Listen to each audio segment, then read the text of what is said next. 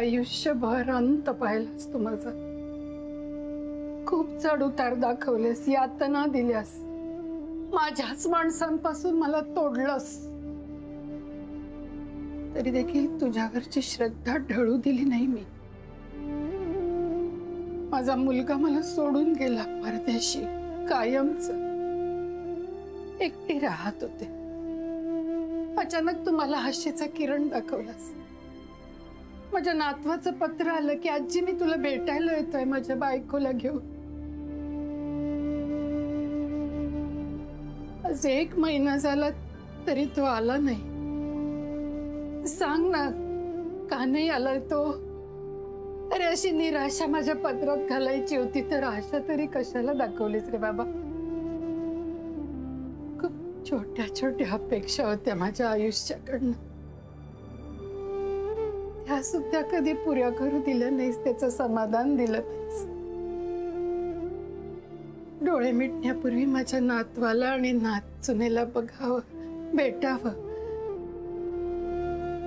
ही मागणी काही मोठी आहे का रे? सांग ना. तू खूप कनवाळू आहेस, कृपाळू आहेस. तुझ्या भक्तांच्या मनातलं तुला न सांगताच कळतं. त्यांच्या हाकेला तू धावून जातोस. अरे बाबा, पण मग माझी हाक तुझ्या कानापर्यंत पोचतच नाहीये का? बोल ना रे. अरे उत्तर दे ना मला.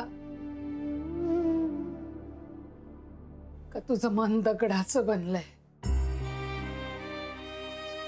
ठीक आहे, नको देऊस उत्तर. पण आज मी इथं आली ती शेवटची तुझ्या दारात, शेवटची. वरती भेटशील ना तेव्हा तरी तुला माझ्या प्रश्नांची उत्तरं द्यावीच लागतील. लक्षात ठेव.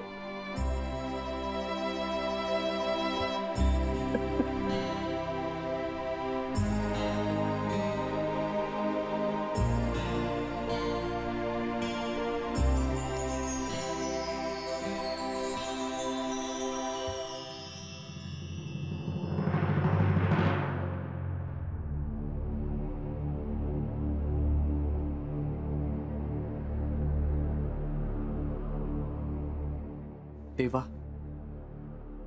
या जगात माझ्या बाबांशिवाय कोणीच नाही. पण ते मला ओळखतच नाही. त्यांचं न ओळखणं सहन होत नाहीये रे. त्यांची स्मृती परत येऊ दे. एकदा तरी त्यांनी मला मुलगा म्हणून ओळखू दे.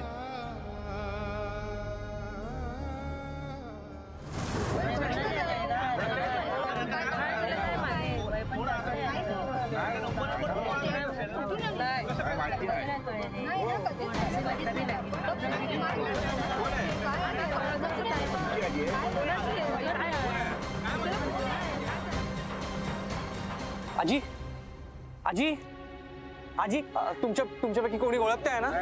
आजी कधी पाहिले? आजी, आजी, पाणी घ्या ना कोणीतरी पटकन. आजी, आजी, आजी, आजी, आजी, आजी, आजी, आजी, तुम्ही ओळखताय ना? तुमच्या आजी आहेत का? हो. आओ, डॉक्टरांनी यांना घराबाहेर पडू नका सांगितलंय तरी घराबाहेर पडल्या. आता हे बोलायची वेळ आहे का?